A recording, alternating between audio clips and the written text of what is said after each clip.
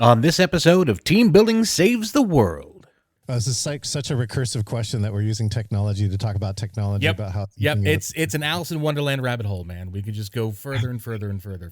I actually got to make it a digital escape room based on an Alice in Wonderland story, so cool. That's even more recursive. You know,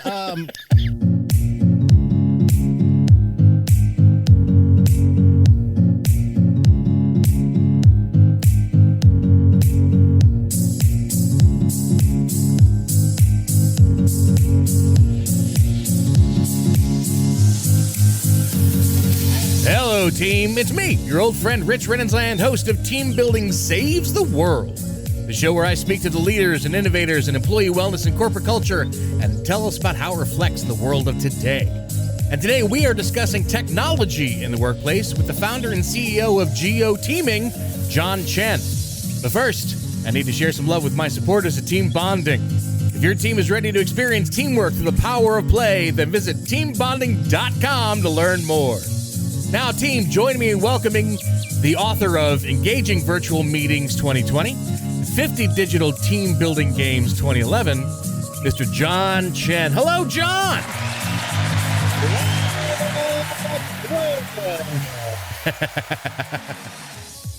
That applause was a bunch of robot slaves that I have under my desk, John, just to applaud you. This is the biggest pandemic audience I've ever spoken to. I'm not going to know if that's true, but I'm going to pretend that it is. How are you, sir? Doing fantastic. We're just saying one day from vacation after a long, well-deserved and very, very busy 2 years, Rich. Nice.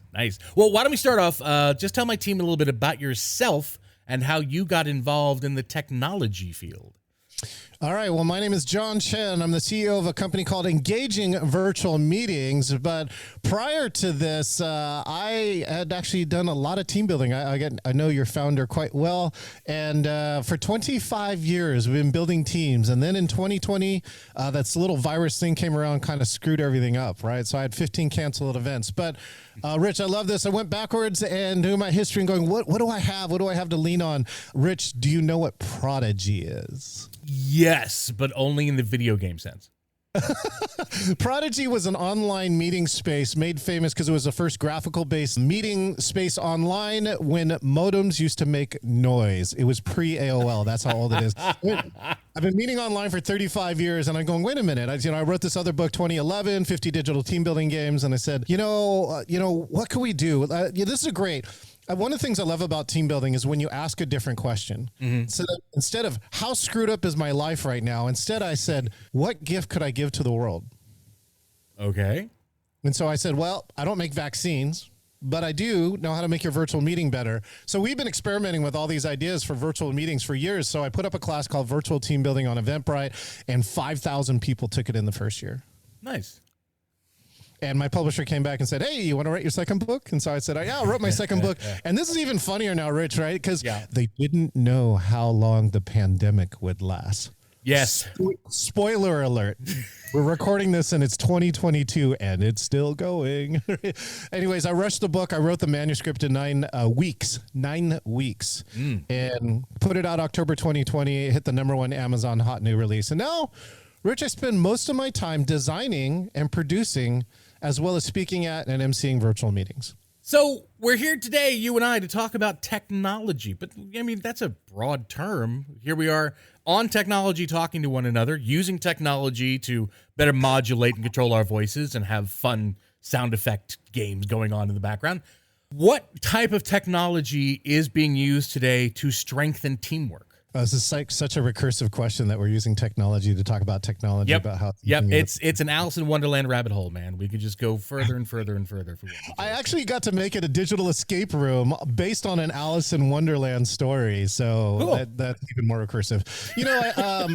Any technology that communicates can strengthen teams. And so that's the cool part is like of all the things that technology can do, right? Communication is one of them that's most important for us as human beings. And of course, as pandemic came around, it became more important because the normal way that we used to connect and communicate and gain trust, which was being in person, right, was kind of off the table for, quite a while.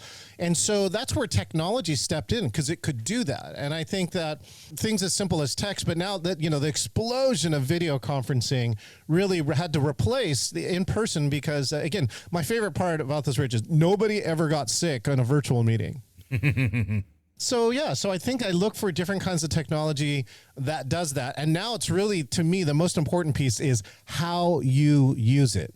And I think the thing that you've seen probably over your last 2 years, Rich, is some people are not that good at how they use it. And then there's, some people who are really phenomenal. And I'm happy to share some more, examples of things that are great for helping teams come together.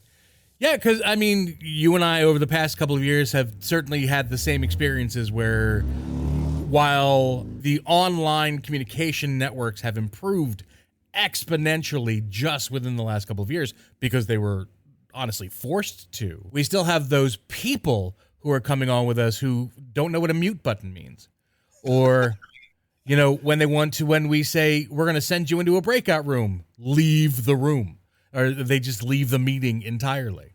I tell this joke now to every live event when I explain to them how grateful I am that we get to be face-to-face again now that we are, where I say, I'm so glad that you people are not all little one-by-one squares staring at me on my computer screen. I'm so glad that that I don't have to hear any of you say, no, honey, daddy can't play with you right now. I have another stupid team building thing I have to do, which is a real thing that happened to me during a virtual event. Right, because they did not mute themselves. They were just talking openly. And I had so many people on, I couldn't even find who the person was. But I did laugh because it was funny. So how is it that we can actually use this technology to improve corporate culture right now? Because that's what we're trying to focus on here. Corporate culture. Well, the one thing I love to say around corporate culture is that every virtual meeting, whether you know it or not, right, has a corporate culture to it. Right. So what I mean by that, I tell people like this, which is like, Rich, have you ever had that meeting where everyone talks over each other? Yeah. Yeah. If you're the host of the meeting, what I tell people is, well, it's kind of your fault.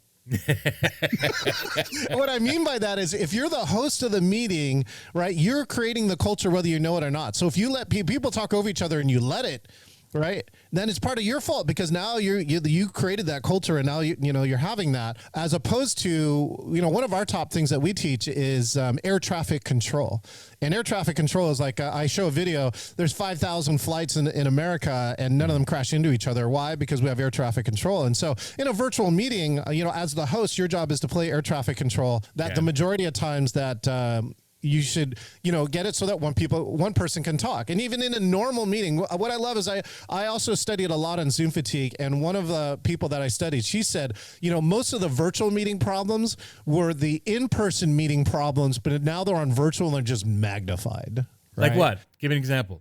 Well, like this talking over each other, in meetings, you have sidebar discussions and all these other things, and you can kind of slightly have them better because I can lean over you too, Rich, and go, man, that thing that guy said was cruddy, right? And so we can have that validly. Now, if I do that in the middle of a major meeting, the problem is, man, this keynote speaker is very loud, that everybody hears me.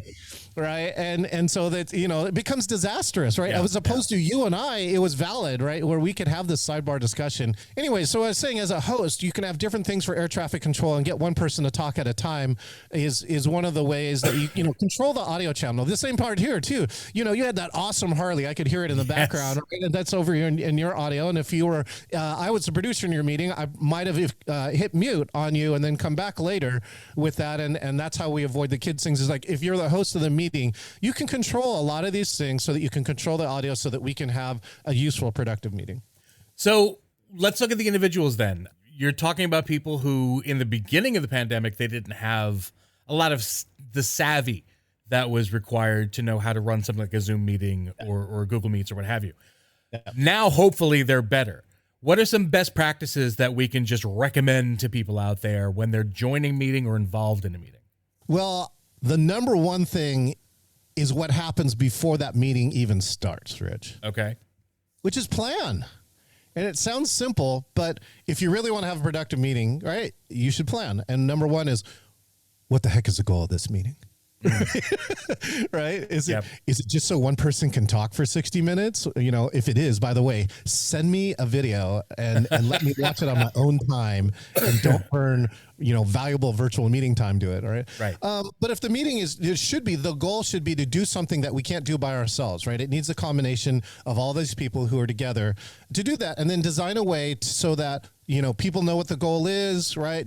You present what's going on. The group now has time to interact with each other, where we have time to come to a decision and get everyone to buy into it so that they're more likely to do those types of things and engage and be interactive with it. So anyways, that's the planning part, right? And then the next one I think is number one is that the first few minutes of a meeting. Have you ever gone to a store with a greeter, Rich? Sure. Why do you think they pay for somebody to sit at the door and say, "Hi, Rich"? Well, first off, if they know my name, that's just creepy. I know.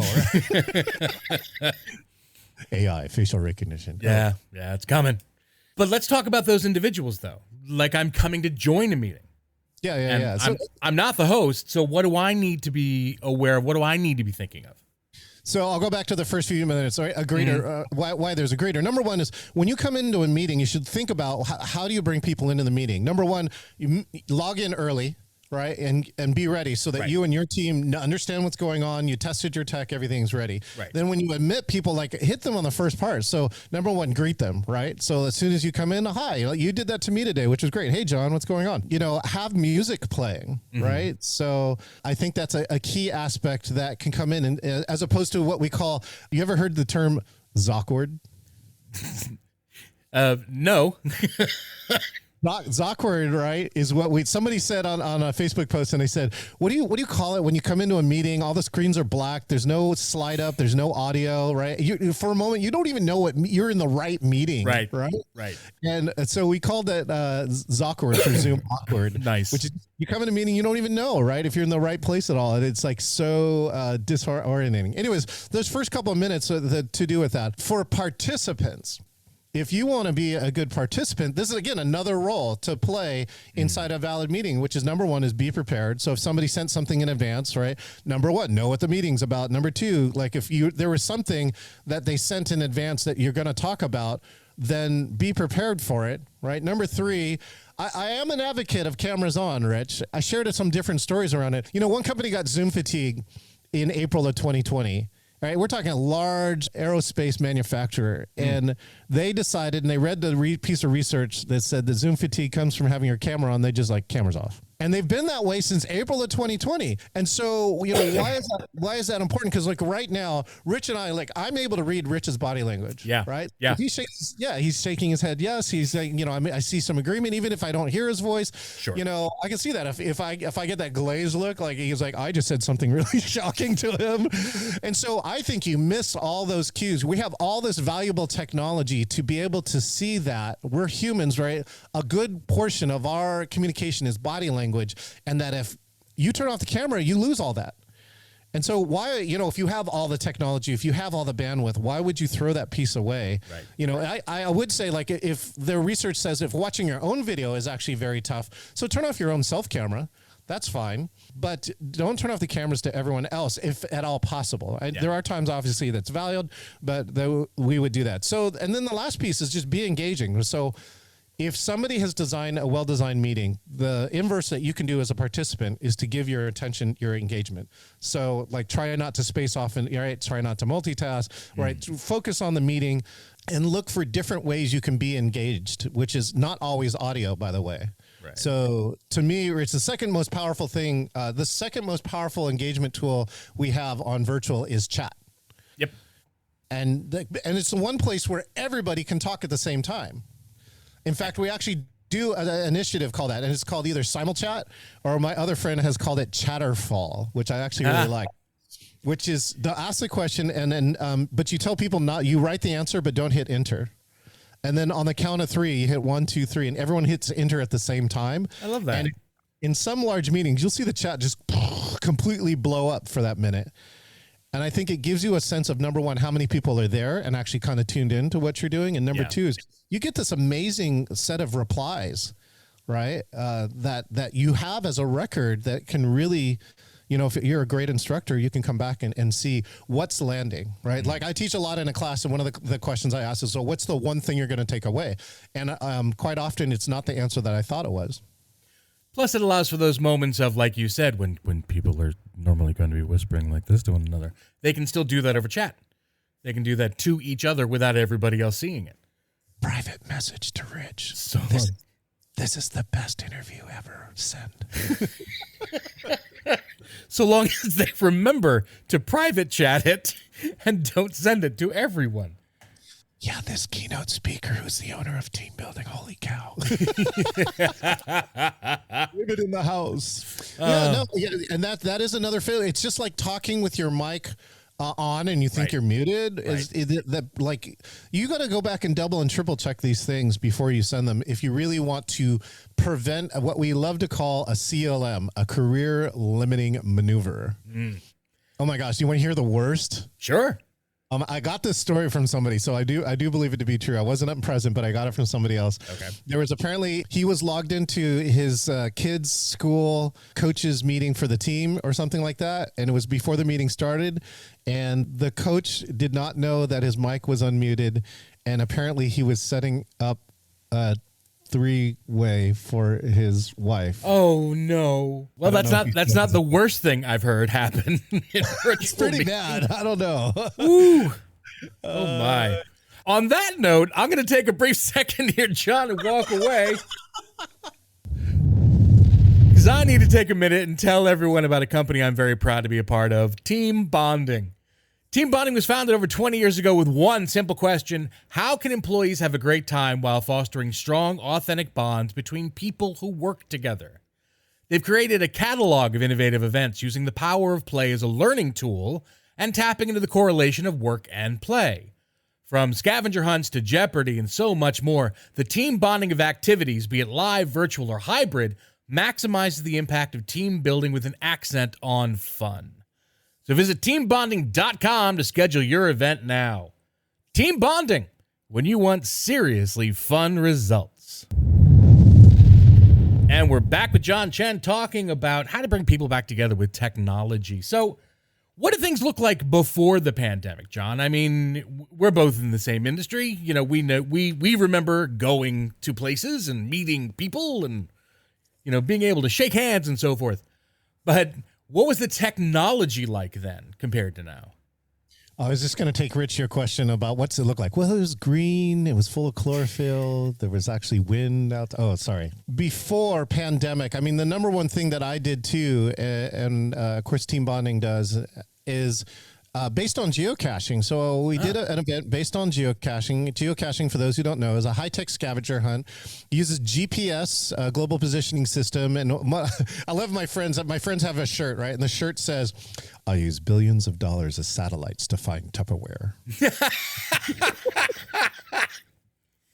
Nice. And so, it's a great team building event because it's a high-tech scavenger hunt. You use your phones to play it. And so that was really the technology. I mean, the cell phone and an app has really revolutionized. I used to have like 5 different pieces of equipment. We actually had GPS receivers. We had, remember Palm Pilots, right? Or Pocket PCs. Yep. These were, now the phone combined all these. And so now we just have an app that runs all of that. And so that was, I think, really the technology that was working through. And that experience is really great because it does a couple of things. One is it gets people to walk together as a team. So a team is like, 2 to 10 people. And quite often they'll break off into pairs or threes and they'll talk with each other, but between going to different sites. And that kinesthetic part too, of course, I don't think you can replace that. We're humans. We're built to connect. And that was great pieces of technology and things that technology did. I mean, there's 2 things actually too.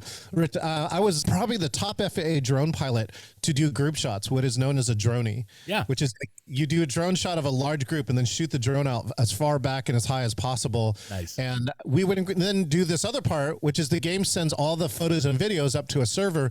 We would actually compose a video and play it for you before the end of the event. That's awesome. Very good.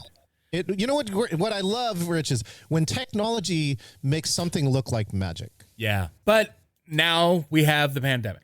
It hit. We lost all of those in-person events and had to quickly pivot to virtual. And thank goodness that the technology at the time was good enough that we could start doing that, and then quickly improved so that we can handle more and more and more. I mean, you have to have stories just like I do about how in the beginning things were crashing because too many people were on board. Meanwhile, we're still trying to get clients of 500 to come to bring their people together. Here's the thing, though, I do want to focus on. Let's take a second and talk about those people for whom technology is not within their grasp. Oh, wow. We just talked about this. The digital divide and digital equity. Right. And yeah. Especially the digital anxiety focus. How many people are terrified of new things? And this all became new very quickly. So how can we use technology to get people over the fear of technology? The fear of technology. Or the anxiety of it. I mean, I don't think anybody thinks that, Skynet is going to happen anytime soon. Oh, I don't know. I just saw a picture of a Roomba eating some woman's hair. And then there was a picture from Terminator, and he goes, and so it began. Fear of technology, I do teach around this. Number one is around this aspect of psychological safety. So, Rich, have you ever heard of Google's Project Aristotle? I have not. Oh, 18 months of research, right? And all they cared about was this question, which is, what do high-performing teams have in common, right? Oh. And so there are two different kind of teams, right? This team is like structured, did plans, made deadlines, shipped on time. This other team is crazy, look like they're going to crash into a wall, and then they like produce a miracle at the end. And that's another high-performing team. And they said, what do these two teams have in common? And then like, is it the pay? Is it the equipment, the office we gave them, the manager, their team structure? And it turns out it's none of those things. Right, the number one factor, and if you look it up, Google Project Aristotle, the number one factor was psychological safety. And psychological safety was defined as the ability for you to take a risk in front of members of your team. Nice. And that's the fear of technology, that you want to take a risk doing something I have no idea how to do. Yeah. In front of my teammates, right? And I don't want to do it because I don't want to look stupid or whatever, whatever your reasoning is. Yep. And a lot of people who have fear of technologies, are afraid of breaking something. And that's part of how you got to get them over. So if you want to be, again, let's say you're the host of a meeting and you want to help people, your group, get over the fear of technology, is introduce the technology, and sometimes in an innocuous way. So here's an example. We do simultaneous document editing. So for instance, Rich, have you ever edited like a Google Doc or a Word doc where 5 or 6 or 7 people are editing at the same time? Yep, sure have. Yeah. Okay, good. So we do that, and the exercise we give them is write a poem in 8 minutes. We give them one link, right? Here you go, write a poem in 8 minutes. And the first 4 minutes, right, most of them actually start working, and we have to give the hint at 2 minutes and going, well, Rich, we didn't tell you you had to not talk. You can actually talk. It's okay, right? Nice. Because some people get this assignment, and then they start trying to figure out without talking, right? I told you in the beginning, right? We're humans. We need to communicate. Then the next one is then they suddenly realize that if multiple people log on, you can start writing multiple lines at the same time. And then at the end of 8 minutes, even in a short amount of time, sometimes, Rich, groups will get it and they'll figure out they can actually write lines at the same time. So it looks like a horse race because there are 8 cursors all on different lines, all writing lines at the same time. They don't know what the other person is, but if you learn the skill, you're just like, right, I'll just kind of guess what this person is going to write and then re-edit it when they put their last word, and then I'll rhyme some line with it. And therefore, you can actually get up to 8 times as much work done. So the key to this story is that one of my very good friends, Adrian Sagar, showed me this example. And he got 45 people at a conference to write an entire case study. They are all linked to one Google Doc and wrote an entire case study in 90 minutes without talking to each other, right? They actually did it silently. They only communicated in the doc. Wow. Now, the key to this story, 2010. What? This stuff has been around this long. 50 to 100 people can edit a document simultaneously, and almost nobody has been using it. Even to this date, most people don't know that you can use this. I actually use this to design all of my virtual programs so that you have one script, right? So here's the script. It tells everybody what they're going to do, what they are, at what time, right? And that we can edit it literally to the last second because everybody's shared with it. As long as everyone plays nice, like doesn't delete the whole document, then you're fine. And people can get the most up up-to-date changes without talking to each other. They can actually watch change. We haven't done this. Watch changes while they're happening, and then the MC will come and pick it up and say those lines while somebody else was writing them because they're researching something, that somebody said. So would you consider that a good method for training those people who need to get over that? And when I say fear of technology, of course, I just mean anxiety over trying something new. So here's the strategy. The strategy is introduce the new technology, do it in such a safe way that you can screw up totally.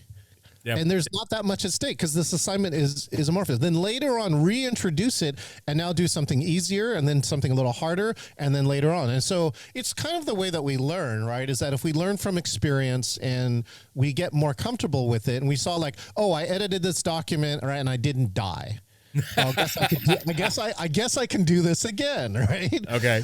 So that's one of the ways that we get people over that fear of technology is to run through training exercises, introduce something and reuse it because, like anything, like if we keep reusing it, we get better and better and better at it.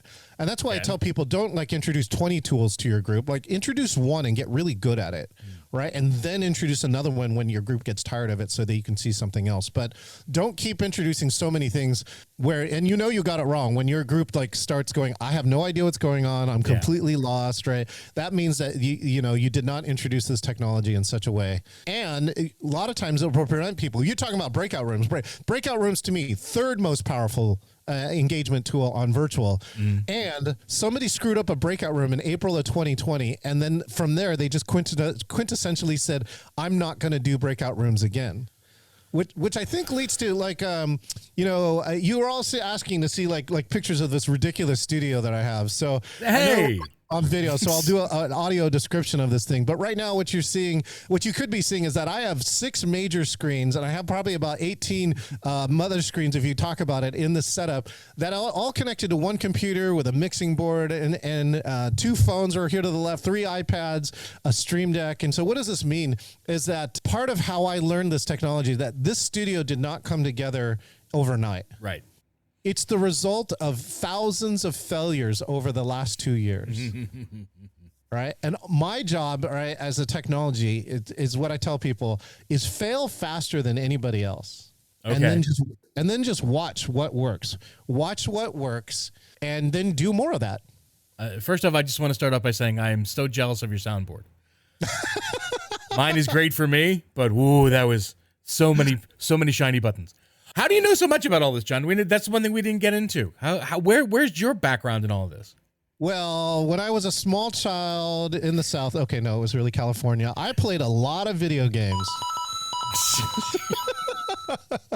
And Mike said, my parents said probably the same thing that most of you, this age range probably said, you're going to melt your brain out. Yeah. Right? Yeah.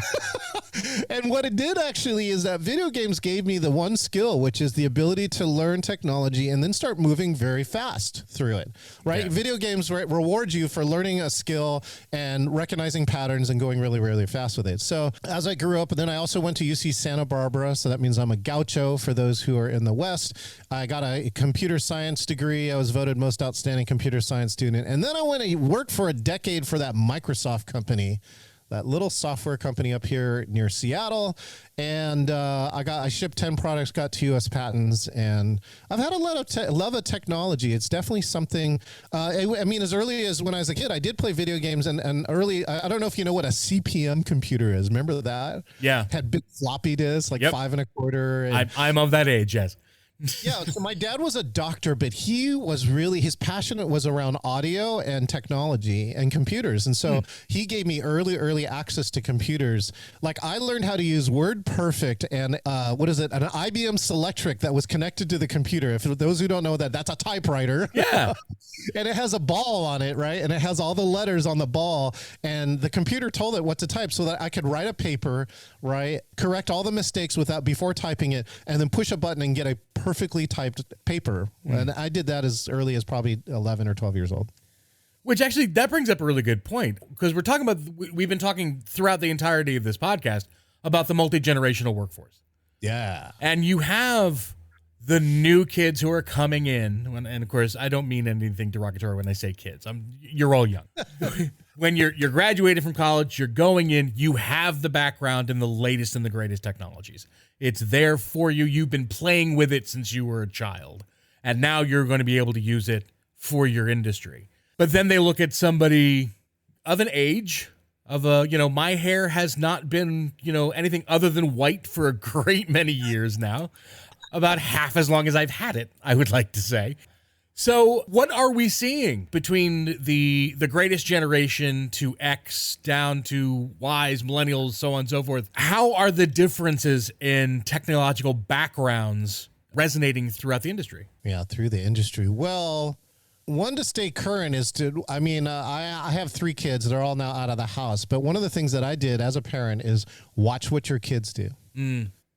And if you watch what your kids do, you'll see the evolutions of different technology. That's how you could see smartphones came around. That's how you could see, online gaming was a big thing. Yeah. Right. And all those things. The things that I'm doing right now, like all these visual tricks that I'm doing here, are all predicated on something called open broadcast software. And if you watch any kid who is streaming while playing a game, right, that's what they're doing. They're actually accidentally getting into video production. Yeah. And that's, I think video has definitely become more prevalent, right, than the written word. So I think that there was a stat, 80% of the traffic this year online is video. It's either video from a streaming video or from a video conference. So that's how much data is being, consumed around in virtual. And so I think in all the different generations, what do I see then two is the trends? I mean, number one, we saw this explosion of virtual meetings, which the kids were already doing anyways. I actually did. You know what DECA is? You know DECA? Yes. DECA is a great organization for high school students to improve and get new skills. And what they would do is they would call a curfew at 10 o'clock in the hotels for this large conference, right? And so the elders would tell me, though, the people who are watching over this conference would tell me that at 10 o'clock it doesn't stop. And I'm like, what do you mean? Connection is really even more important to them than it is to us. Because what they would do is get on their computers, right? Get on some Skype line or something else like that and start video conferencing each other, even though they couldn't, be physically with each other at 10 o'clock. And they would, continue hanging out with that. So I think those are, again, watch the trends with that. I think that's important. If I ask a lot of people too, what's the future of virtual meetings? And I do believe that there are definitely things. You're going to see further improvements in engagement in technology. You're going to find some things that have become easier. And I am experimenting, right? Trying to keep up with the kids is that I'm experimenting with virtual reality. And virtual reality is definitely a place where virtual meetings at some point will be able to do that effectively. I don't think it's there yet. It's definitely less than 1%, but who knows? All we need is one more event or one more thing. It's kind of like electricity, right? Electricity by itself is kind of, what are we going to do with it? But like as soon as you could like get a light bulb, then it became really, really effective, right? It's like networking. Networking by itself is like, we're just sending data. But you get email, and like humans gravitated to that. They're going, email, this is like revolutionary. I don't have to lick a stamp and wait, 4 weeks. That's what I think you'll see. And so watch for that as you go through the future. And if you want any indicators, right, either watch your kids or borrow somebody else's kids because they're going to show you the way. Not 6-7 years ago, my daughter tried to introduce me to this new thing that she loved called TikTok. And I was like, that looks great, honey. Go enjoy that. You go off and do whatever you like with it. Now, of course, everyone's like, you're not on TikTok? Oh, you're missing 3/4 of your audience if you're not on TikTok. And TikTok again, too. Actually, my marketing friend said that TikTok's video editor is kind of one of the best video editors around. And so kids are learning, right, content creation in video and how to tell a story and what's funny and what's not funny. And they get instant feedback on it. And we never had opportunity. To be honest, my daughter, she's 16 now. Last year, she wanted to create a podcast as part of a school project. So she comes and she goes, can I use your equipment? I went, okay, come on, sit down. I'll teach you all how to use it. She sits down in my chair and she starts flipping switches and she's like, I got this, Dad. And I'm like, oh, you do. You actually do. It took me forever to get, okay, never mind. She watches you. This is where kids learn by osmosis. It's like how I learned to drive, right? All I did was watch my mom how to drive for a year. And then when he came in, she's like, oh, and then you're going to, I got this. I got this. We're good. So where are we going in the future, John? I mean, I want to leave everybody on a positive here. as good as things are now, as user-friendly as things are now, what's tomorrow going to look like for us? Well, my big thing is around engagement. Because then, and what I love is actually yesterday we just redid a session and we got to rewatch a keynote. And do you know Elizabeth Gilbert? Do you know the book Eat, Love, Pray? Yes. She captivated an audience for 45 minutes at a virtual keynote, and she didn't use any electronic trickery beyond having a valid camera and a mic. Nice. All right. And it goes back to authenticity, vulnerability, and storytelling. So some of the future means go backwards. Go back and search back through all the things that are still really useful and effective here on virtual. And then I think, what do we see in the future? I mean, a lot of this has got to get easier. I still people like, I've been caught on mute. Right. I got over 30 years of experience inside of this, and I still get caught on mute. And I tell people all the time, I go, here's the number one thing about that. It's not your fault. Right? It's not your fault. It's not your fault because the technology is still designed in such a way you're not getting the feedback whether you are or are not on mute. And so that's where technology has to go. Like when it becomes more integrated and it becomes more natural, you don't have to learn or be different. Right, that you can be more of who you are with that. I think that's some of the places we can go.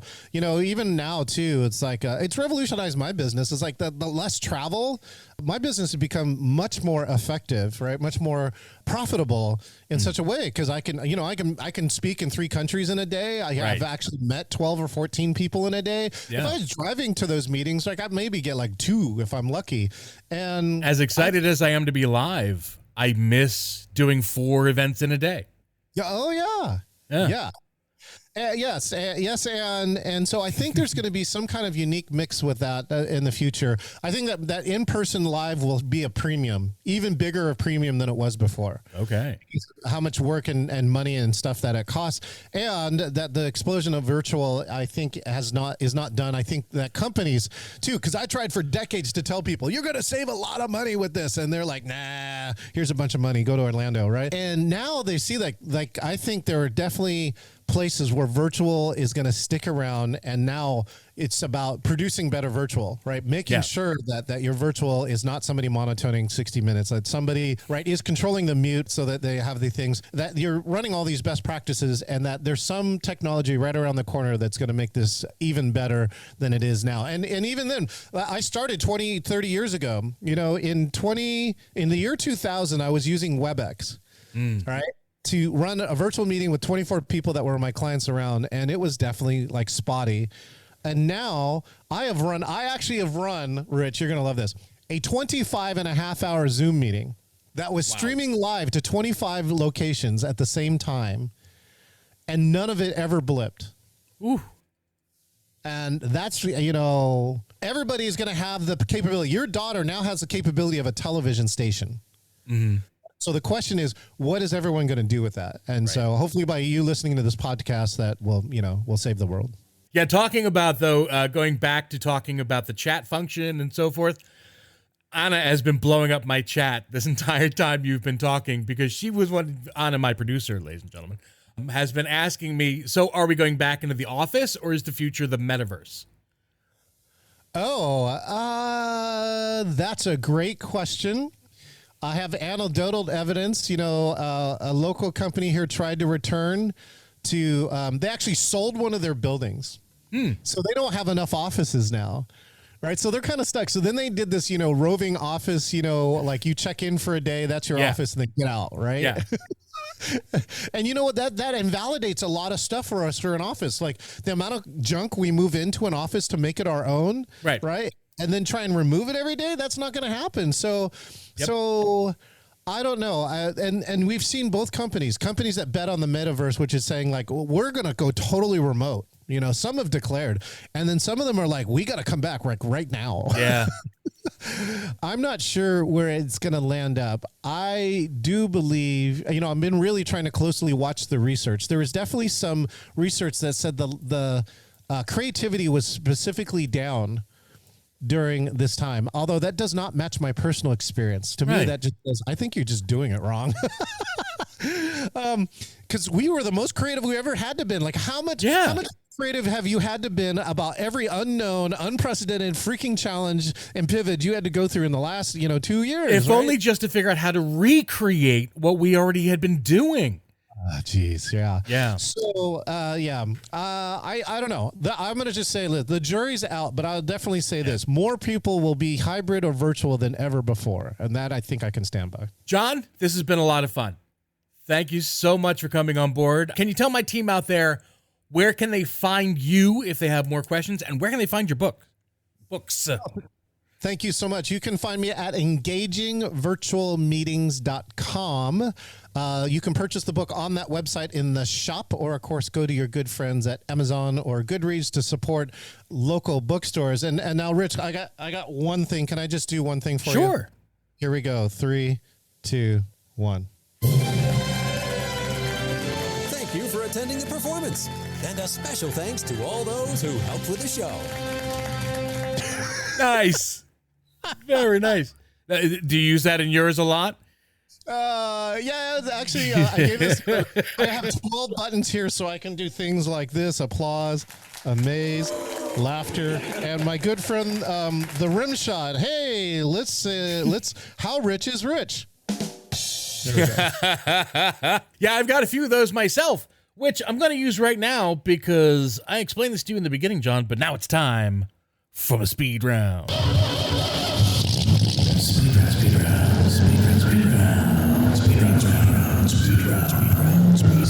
All right, my friend. So for the next 60 seconds, John, here's what we're going to do. By the way, just so you're aware, this game actually started because I was thinking about those people out there who, whenever I would do live events, would just roll their eyes when they first walk in the door. It's like, oh no, another one of these.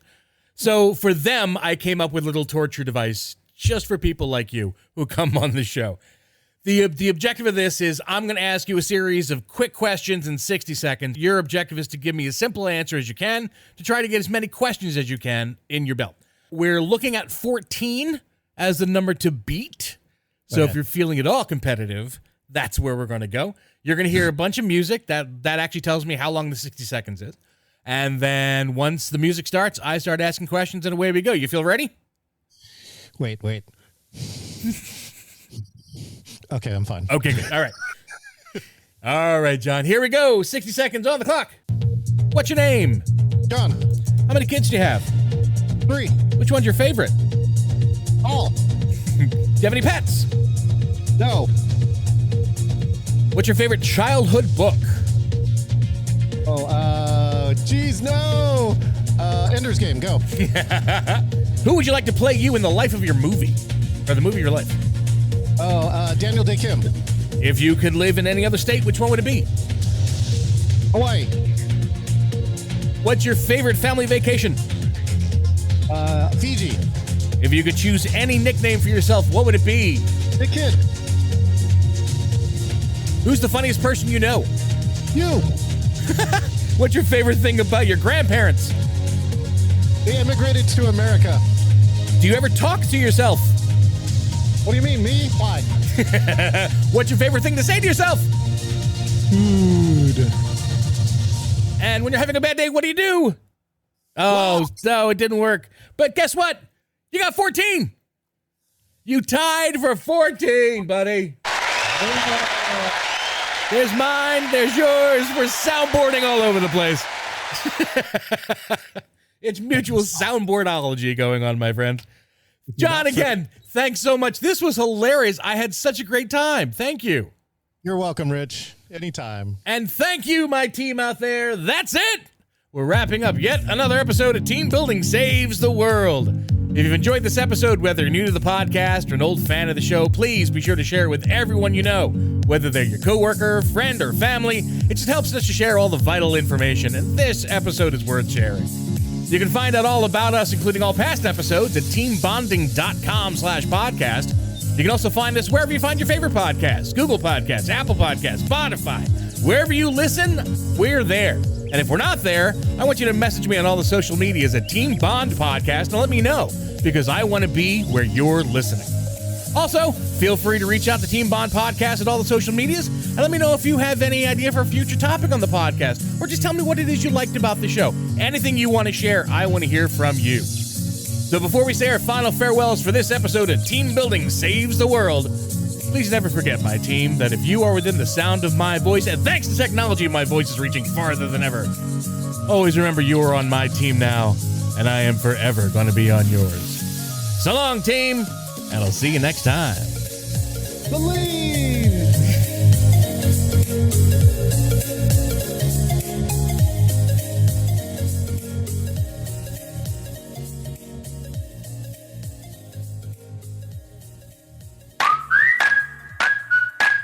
It's been said that you learn more about a person in an hour of play than in a year of conversation. So why not put your coworkers to play with the help of the team at Team Bonding? Team Bonding was founded over 20 years ago with one simple question. How can employees have a great time while fostering strong, authentic bonds between people who work together? Their catalog of innovative events includes scavenger hunts, Jeopardy, and much more. Each activity, whether live, virtual, or hybrid, maximizes the impact of team building with an accent on fun. Visit teambonding.com to schedule your event now. Team Bonding, when you want seriously fun results.